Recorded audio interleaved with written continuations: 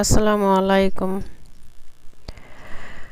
আমি রুহি ইসলাম শিল্পী আপনাদের মাঝে একটি ভিডিও নিয়ে এসেছি।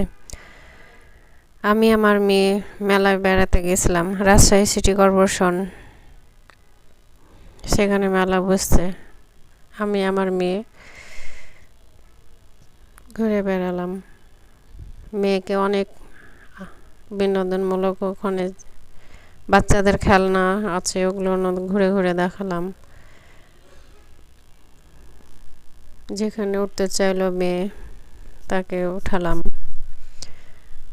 শেষ পর্যায়ে অনেক কিছু দেখলাম ঘুরে ঘুরে। সাংসারিক জিনিস অনেক কিছুই আছে।